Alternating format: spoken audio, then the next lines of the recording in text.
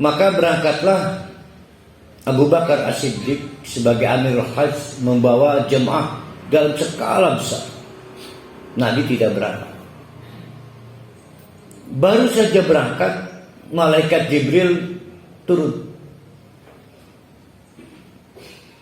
memberi maklumat baru dari Allah bahwa perjanjian Hudaybiyah yang usianya masih 8 tahun lagi dinyatakan harus berakhir 4 bulan ke depan.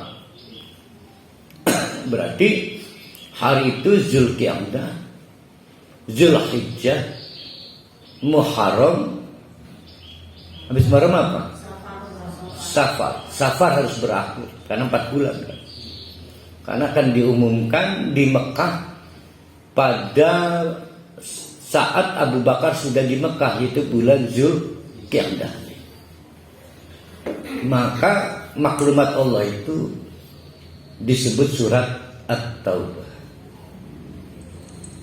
Umar bin Khattab tidak bagian dalam rombongan haji itu, bertahan di Madinah menemani Rasulullah, menjadi orang yang ditugaskan menyampaikan surat At-Taubah. Tolong kamu berangkat susul Abu Bakar, sampaikan pada Abu Bakar, gunakan kesempatan selama Hajj berkeliling di setiap hangout, tempat nongkrong, bahwa Allah memberi maklumat pengakhiran atau pencabutan penghentian perjanjian Hudaybiyah. Tuh ya, itu jalan ceritanya. Sehingga dengan cara begitu gencatan senjata berakhir. Kenapa gencatan senjata berakhir? Allah akan memberikan maklumat berikutnya, yaitu satu, tidak boleh lagi ada praktek ibadah yang keluar dari warisan Nabi Ibrahim maupun Nabi Muhammad, seperti tawaf dengan telanjang bulat, nyanyi-nyanyian dan sebagainya di seputaran Ka'bah. Maklumat kedua, Mekah 4 bulan ke depan adalah kota steril dari orang kafir. Jadi orang-orang yang belum bersyahadat punya waktu 4 bulan untuk berpikir ulang mau bertobat atau tidak. Kalau tidak, wajib keluar dari Mekah, terserah mau ke Pontang dan ke Tirtayasa, bebas. Punya waktu 4 bulan. Sepanjang 4 bulan gunakan waktu untuk selfie, foto-foto di Mekah. Khawatir itu kesempatan terakhir. Fasiru fil ardh, silakan jalan-jalan di Mekah. Maka berangkatlah Umar bin Khattab menemui Abu Bakar dan diumumkan. Itulah kenapa surat At-Taubah disebut dengan surat kitab, surat pernyataan perang. Tapi sebagaimana pengantar saya kemarin, saya melihat sisi yang lain, bahwa surat At-Taubah itu tidak melulu kepada kita, tapi Allah menyatakan berakhirnya Mekah di tangan orang yang salah. Jadi dari Nabi Ibrahim, Nabi Ismail, terus sampai ke Bani Hashim, pekuncen-pekuncen ini kan. Ternyata Abu Jahal, Abu Lahab dan kawan-kawan ini tidak becus mengelola warisan benda berupa Baitullah dan lain sebagainya, termasuk Zamzam dan kawasan Mekah. Maka diakhiri melalui surat At-Taubah. Nah, maka tahun 9 itu Nabi tidak turut serta haji. Dan Arafahnya wukufnya bukan Jumat, bukan. Wukufnya hari Rabu. Tapi Al-Quran menyebutnya di dalam Al-Quran Hujjatul Akbar, haji akbar. Ini untuk meluruskan kesalahpahaman bahwa disebut haji akbar kalau wukufnya hari Jumat.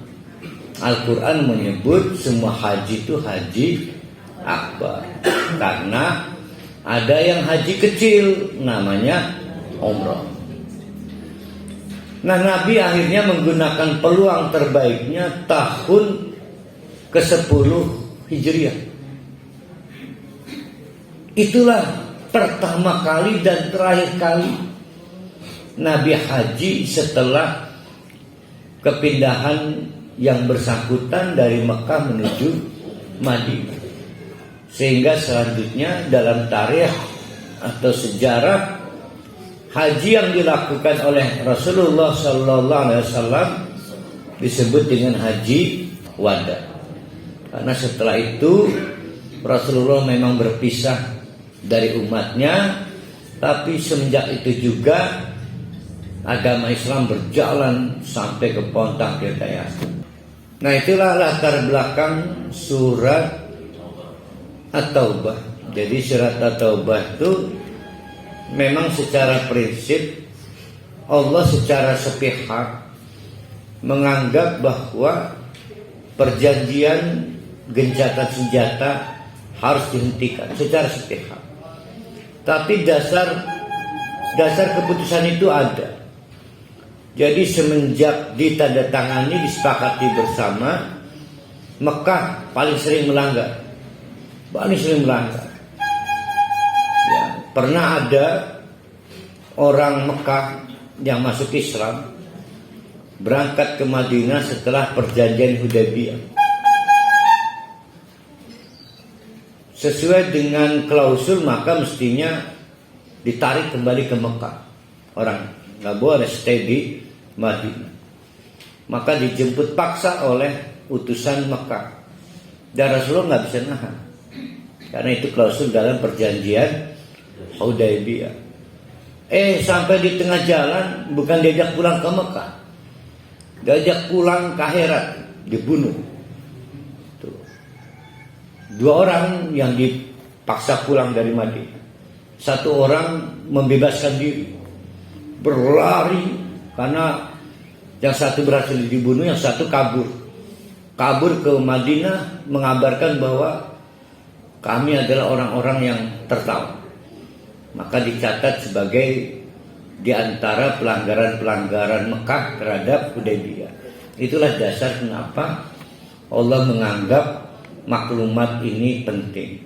Tapi di sisi lain memang perlu diketahui oleh bapak-bapak, oleh ibu-ibu, dampak dari At-Taubah itu 2. Yang pertama adalah sterilnya Ka'bah dari praktek menyimpang, dari praktek keliru, steril. Tidak boleh ada bid'ah, tidak boleh ada kemusyrikan.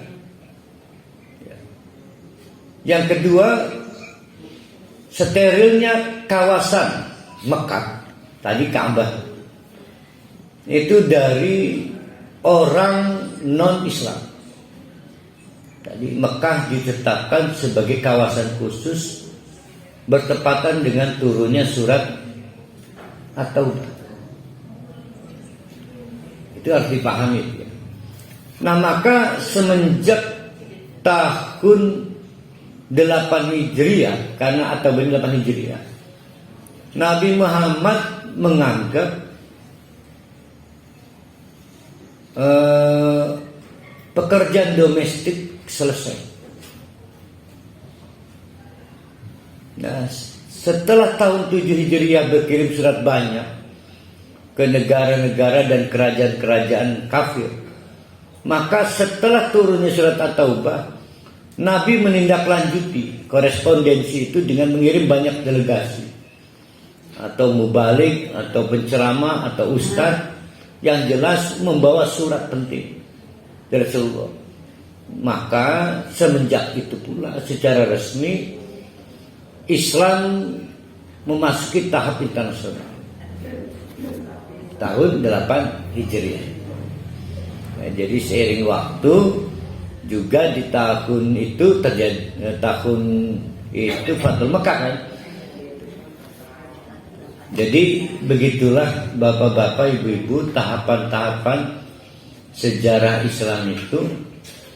Kita melihat sosok Nabi selanjutnya memang bukan orang biasa, tidak seperti nabi-nabi sebelumnya kita kenal. Jadi Nabi Muhammad itu ya Nabi, ya Rasulullah, ya seorang kepala rumah tangga, tapi juga seorang politisi. Dia kepala negara, kepala pemerintahan. Dia punya skedulnya dengan baik. Sehingga dalam waktu 23 tahun Islam ini dibiarkan oleh Rasulullah meninggal sampai ke kota Serang, Banten. Dengan waktu 23 tahun dah. Itu sesuatu yang tidak akan pernah bisa diulang lagi dalam sejarah manapun. Itu hebatnya dia. Bahkan kalau kita lihat dari Ramadan di Madinah itu lebih pendek, yaitu 10 tahun. Kalau kita lebih mikro lagi, lebih pendek lagi pekerjaan domestik internasionalnya itu dari tahun 8 Hijriah sampai tahun 10. Jadi cuma 2 tahun untuk memastikan bahwa Islam keluar dari Mekah, Madinah dan nyampe ke Tabuk. Lalu Rasulullah meninggal dunia. Tentu kita husnudzon, Allah yang mewafatkan. Allah menganggap cukup dengan 2 tahun saja Islam sudah dipastikan nyampe kemana-mana. Itu luar biasa lah ya perjuangan Nabi Muhammad SAW.